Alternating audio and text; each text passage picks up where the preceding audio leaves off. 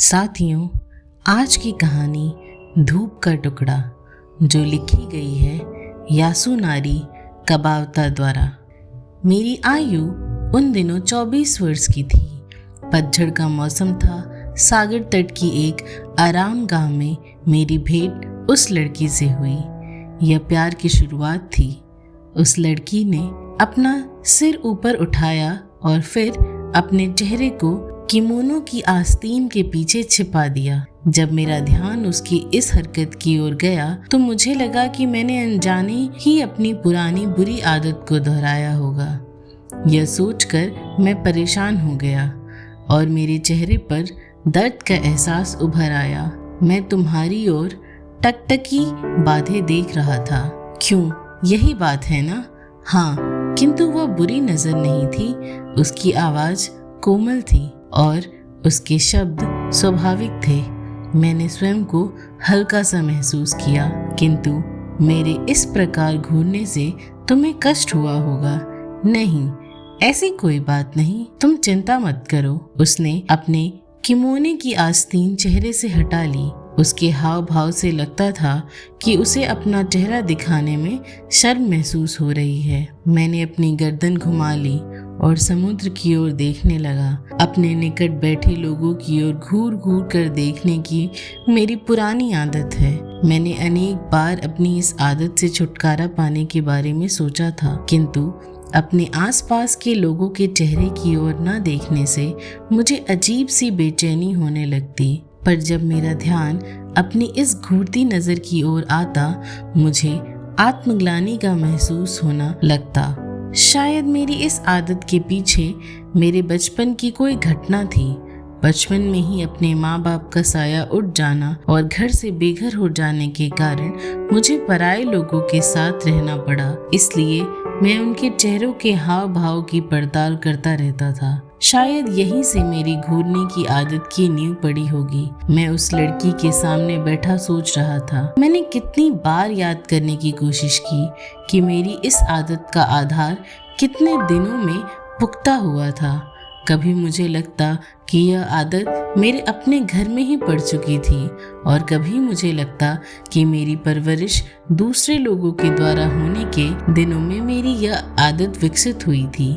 किंतु मैं किसी अंतिम निर्णय पर नहीं पहुंच पाता। पर खैर, जब मैंने अपनी नजर उस लड़की पर से हटा ली तो मेरा ध्यान सागर तट पे फैली पतझड़ धूप की ओर चला गया। धूप के इस टुकड़े ने विस्मित हुई एक घटना को ताज़ा कर दिया। अपने माँ बाप की मृत्यु के पश्चात मैं अपने दादा के साथ रहने लगा था। अपने दादा के साथ उस घर में मैं 10 वर्ष तक रहा।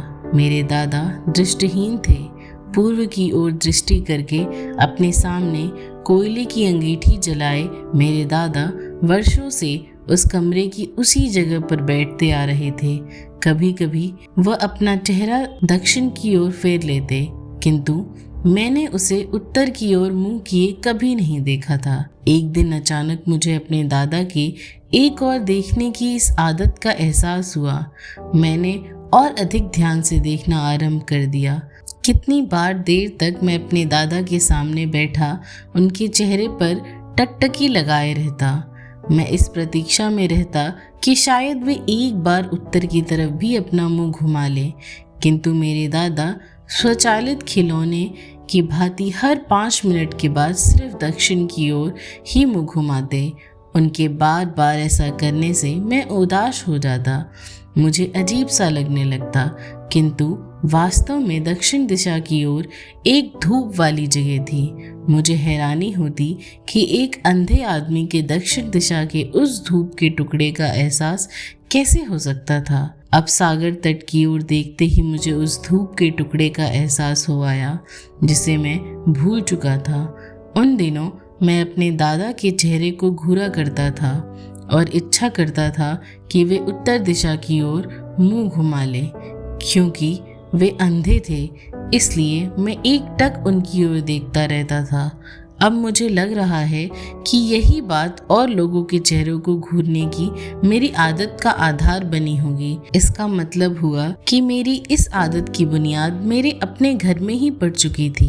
अर्थात आदत मेरे मूल स्वभाव से उत्पन्न नहीं हुई। अब मैं स्वयं को आदत के कारण उत्पन्न आत्मग्लानि से बचा सकता था। इस विचार से मैं बेहद खुश हो गया। बड़ी बात थी कि मेरे मन में उस लड़की के लिए निश्चल होने की इच्छा जागृत हो गई थी। वह लड़की दोबारा बोली, मुझे इसकी आदत पड़ गई है, किंतु फिर भी मुझे शर्म आ रही है। उसके इस तरह कहने का अर्थ था कि मैं उसके चेहरे की ओर फिर देख सकता हूँ। मैंने उसकी ओर देखा तो मेरा चेहरा पहले से अधिक चमक रहा था। उसके चेहरे पर लाज की लाली बिखर गई और उसने मारक निगाहों से मेरी ओर देखते हुए कहा, मेरे चेहरे का सौंदर्य दिन प्रतिदिन घटता जाएगा, इसलिए तुम्हारे इस तरह घूरने की मुझे कोई चिंता नहीं है। यह कहते समय वह बच्चों की तरह लग रही थी। मैं मुस्कुराने लगा। मुझे लगा जैसे हमारे संबंधों में विशेष प्रकार की निकटता आ रही हो। मेरा मन हुआ कि मैं उस लड़की और अपने दादा की स्मृतियों को साथ लेकर सागर तट पर फैले उस धूप के टुकड़े के निकट चला जाऊं। तो ये थी आज की कहानी। धन्यवाद।